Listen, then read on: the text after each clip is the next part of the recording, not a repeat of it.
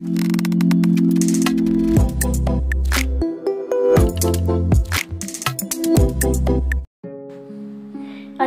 सुंदर विचार।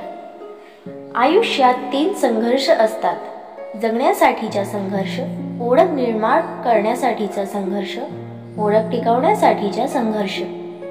जीवनात अडचणी ज्यालाच येतात, जी व्यक्ती नेहमी जबाबदारी उचलायला तयार असते आणि जबाबदारी घेणारे कधी हरत नाहीत, ते जिंकतात किंवा शिकतात। कुणाला चुकीचं समजण्याच्या अगोदर एकदा त्याची आधी परिस्थिती जाणून घेण्याचा प्रयत्न करा। जेव्हा सगळेच संपून गेलंय असं आपल्याला वाटतं, तीच खरी वेळ असते नवीन काहीतरी सुरू होण्याची।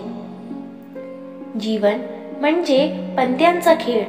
चांगली पाने मिळणे आपल्या हातात नसते, पण मिळालेल्या पानांवर चांगला डाव खेळणे यावर आपले यश अवलंबून असते।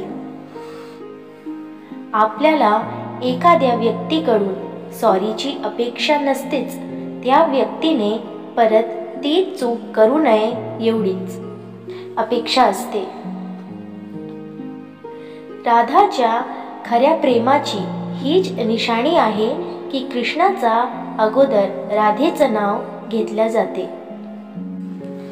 जर नशीब काही चांगले देणार असेल तर त्याची सुरुवात कठीण गोष्टीने होते, आणि नशीब जर काही अप्रतिम देणार असेल तर त्याची सुरुवात अशक्य गोष्टीने होते। जगू शकलात तर चंदनासारखे जगा, स्वतः झिजा आणि इतरांना गंध द्या। शांतता नेहमी मनातूनच येत असते, त्याचा कुठेही बाहेर शोध घ्यायला गेलात तर ती मिळणार नाही। कोणी चुकले तर त्याला क्षमा करून द्यायची, कारण माणसापेक्षा चूक महत्त्वाची नसते। कठीण काळात सतत स्वतःला सांगा, शर्यत अजून संपलेली नाही, कारण मी अजून जिंकलेलो नाही।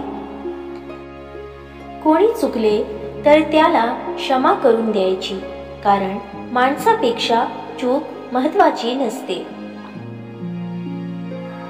जन्मभर पुरेल इतकं मन भरून प्रेम मिळत असतं, तुम्ही फक्त ओंजळ पुढे करून पहा।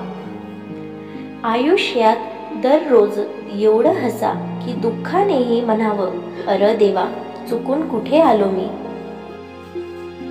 आईने शिकवलेल्या गोष्टींना योग्य जागेवर ठेवणं आणि बापाने शिकवलेल्या लोकांना त्यांचा लायकीत ठेवणं।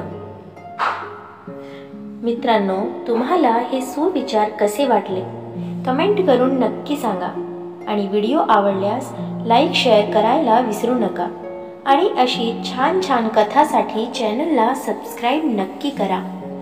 धन्यवाद।